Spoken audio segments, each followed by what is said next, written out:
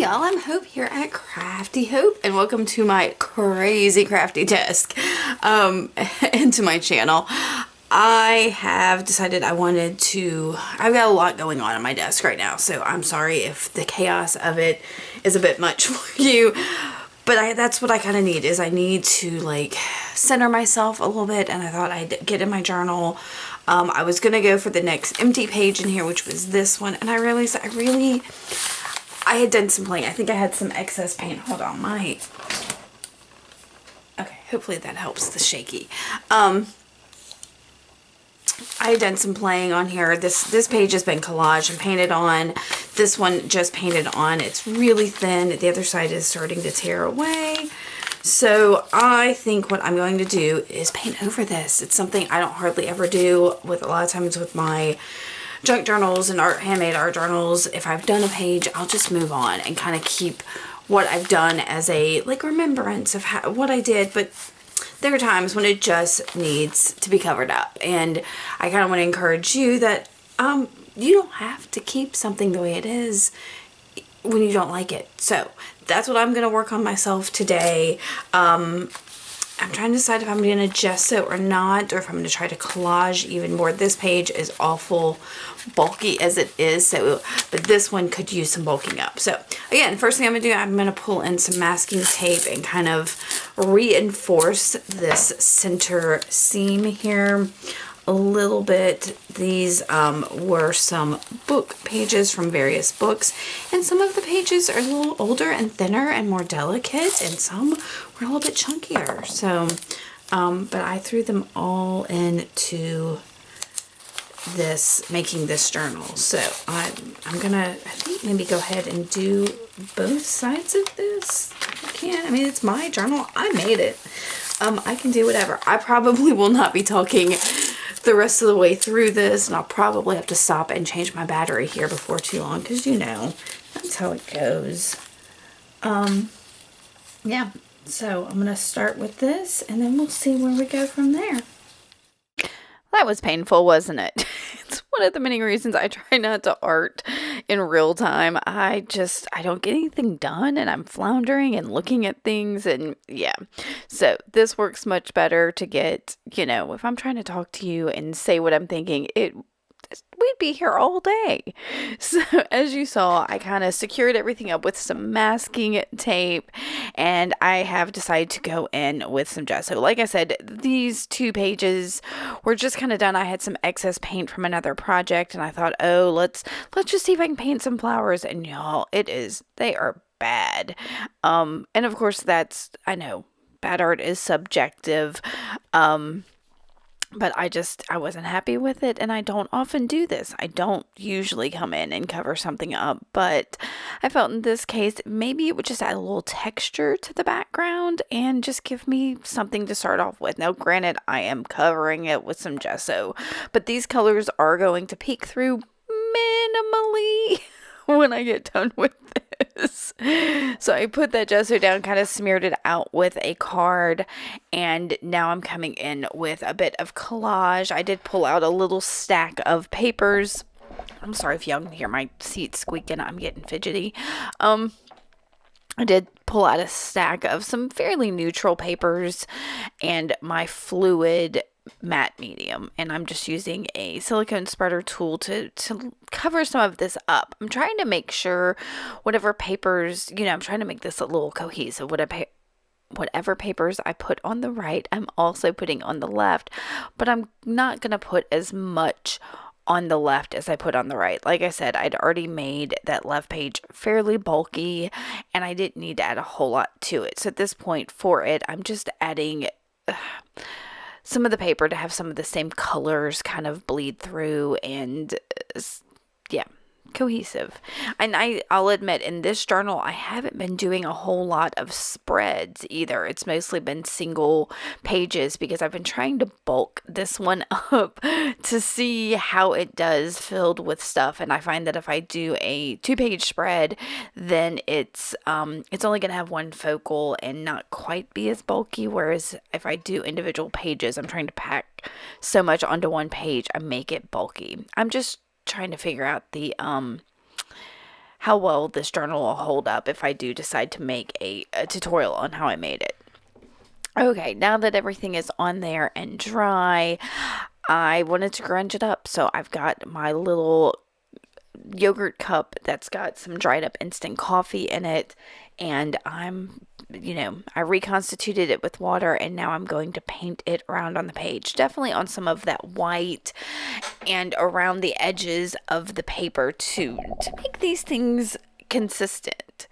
I have found, I think my next art journal page I'll share with y'all will likely also have coffee in it, and you'll see how this coffee can be any number of colors depending on how much water you add to it. So I did add a little water to get it to flow and get it on my page, and then there I'm spritzing it with more water to make it move around on here. And I'm being super persnickety there. I don't know why I'm being so exact about getting stuff there, but I have dried it, and it's definitely pushed back all that white gesso that was on there.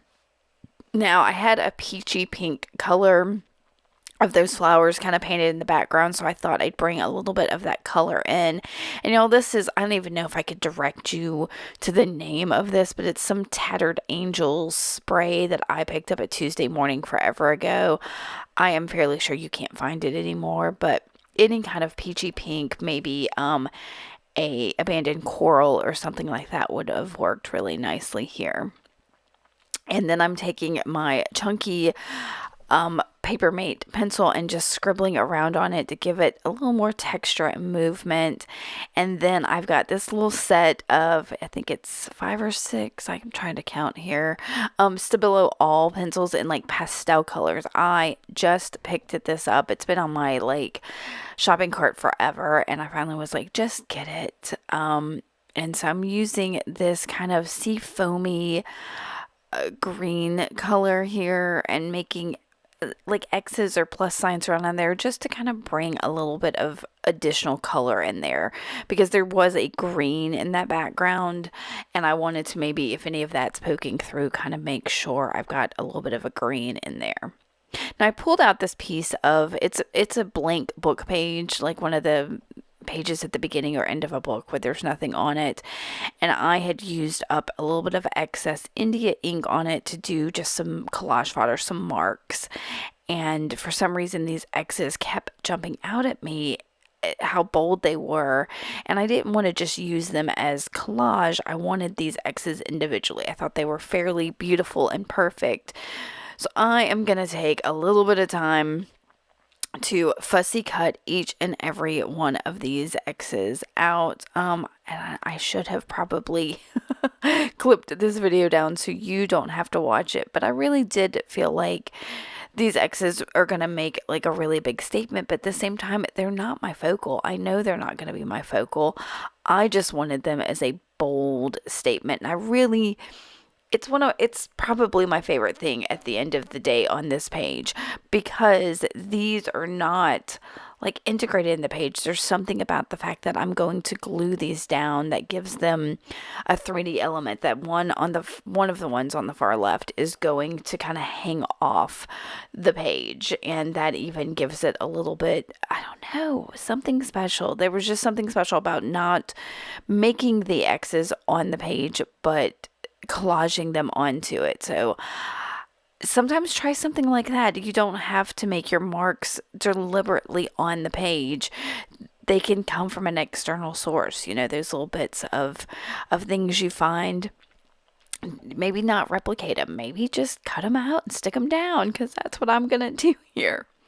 So I'm going to futz with these for just a little bit, and then I think I'm going to pull out a container I've got that I considered had this container, I think has focals in it. So I've got some photos. I've sped this up because I'm going to play with a couple things that don't work.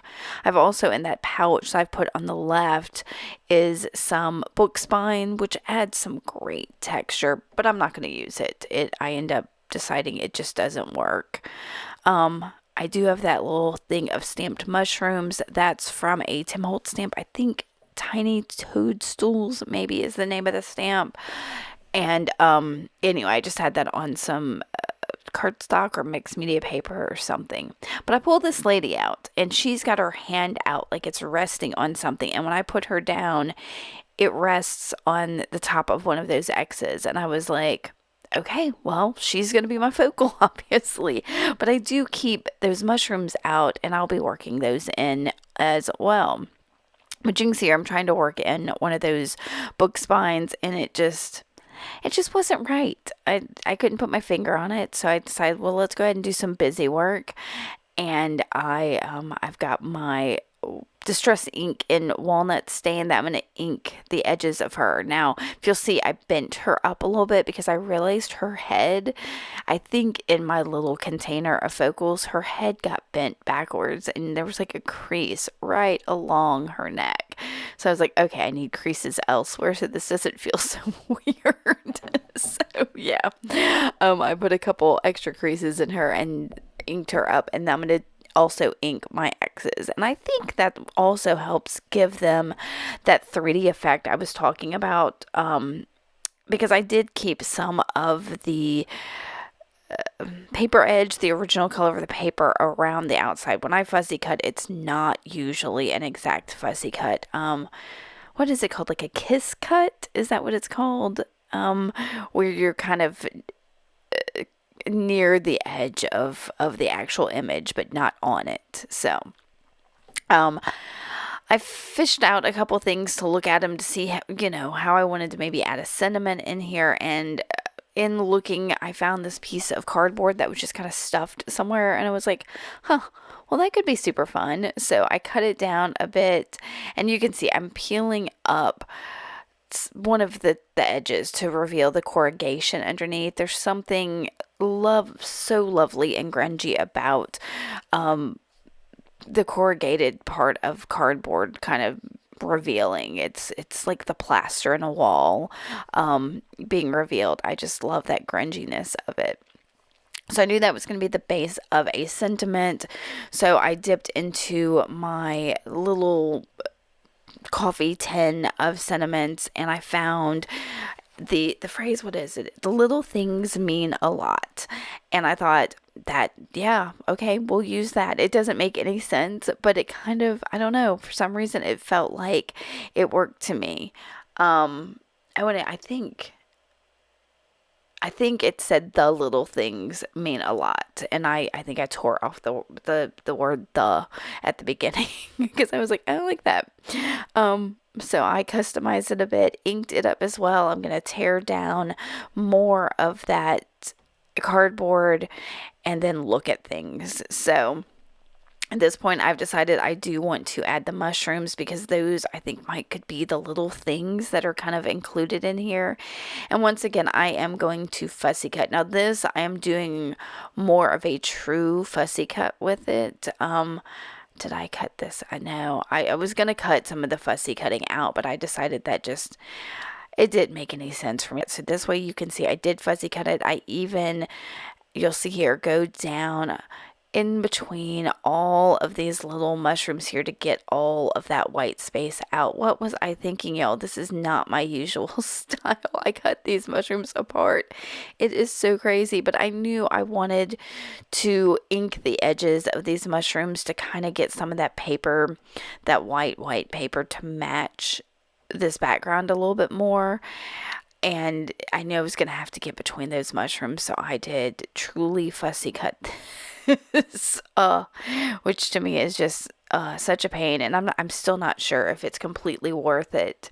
And I think even that stamp is a little, when you see the pictures at the end of this, that stamp may have slid a little bit when I did it because it's got like almost a blur or 3D feel to it that's really kind of weird. So you'll have to tell me what you think of that. So I decided, I happen to have this Beacon tacky glue just sitting on my desk, and I decided, well, let's just use it. It's sitting here. It needs to be used. I am horrible about not using things up and letting them dry up. So despite the fact that I picked that up at the Dollar Tree, I felt like it needed to to be used. So that's what I'm going to use to pretty much glue all of these things down. I stuck my sentiment down first on my cardboard, and now I'm going to stick my cardboard down on my page. And then I'm going to do my X's, and I'm trying to remember that, especially the one that's going to like hang over the edge, to not cover all of it with the glue so it can hang over and not stick to anything else. And I'm putting these down fairly haphazardly. I think the last one I'm going to be a little more exact with, because that's where I want my paper doll for her hand to rest. So I did, I say these are haphazard, but I knew I wanted one hanging off, and I like that one kind of up by the sentiment because it kind of draws everything together. And then that one has to be with the lady, and then the other two I kind of stuck them kind of close to each other, because it gives it that sense of randomness that, okay, well, the rest of these are kind of spaced out, but these two are close together. So it kept it kind of random, and I really like that. So I did put my lady down with her hand resting on that X, and then I'm going to put the mushrooms, as you saw, just kind of where I had it, laying over her skirt. It doesn't make sense. The sentiment doesn't make sense. But it's fun. It's so funny because I love this page. And I'm having to teach myself and learn that it's okay to cover things up, and it's okay that not everything makes sense, because it's art and it's my art and it doesn't matter. It was bothering me a little bit that the paper from those mushrooms was super white. So I was like, okay, I have to bring in some kind of super white in. So I grabbed my Liquitex acrylic ink. I think it's titanium white. And I'm splattering it with a wet fan brush. Now, it's not going to work completely because I don't know. It's like it soaked up the coffee and it soaked up the sprays and stuff. And so that white wasn't quite white enough on this page once I get it dry. So I am going to dry it, and I'm going to look at it and be like, no, I need white. So I end up grabbing a Sharpie paint pen. This is the water-based one. And y'all, I'm not positive you can get these anymore. I've seen them slowly coming off of shelves. So, and yes, there is one there on my desk to the left of my journal. That one is empty. So I had to get a second one out. I primed it. I did cover up my lady's face, so I didn't get any splatter on her. Everything else, I wasn't concerned about the splatter getting on. So I'm going to splatter that, and then dry it and look at it some more. And I wanted a little bit more moodiness to this. Y'all, this is so moody. That coffee that's coming through the background gives such moodiness, but I really wanted those X's to feel drippy. So I grabbed my Stabilo all pencil and black, and I am scribbling underneath the bottom legs of each of those X's, and then wetting them quite a bit with a wet paintbrush. And you can see I'm holding my journal up, hoping to get some of that to drip. Now, this is not a huge detail when it comes to it at the end of this page, but it was something I felt like I needed to do. So I'm happy I did, because it's just one of those little details when you look at this page that are there. And I really like it. So I am going to bang my journal a little bit, trying to get that, like I said, to kind of drip down the page. I'll probably pick it up and do it again as I am wetting things again. Yeah. And I do direct some of the drips a little bit to make sure I get them. And then I'm going to dry this, and this funky little art journal page spread is done. I would love to know if you enjoyed this, if you ever covered up art in your journal, if you just leave it be.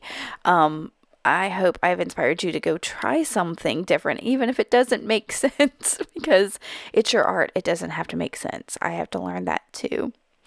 Thank you for coming and spending this time with me. Make sure you like this and give me a thumbs up. That always helps. And I'll see y'all later. Bye.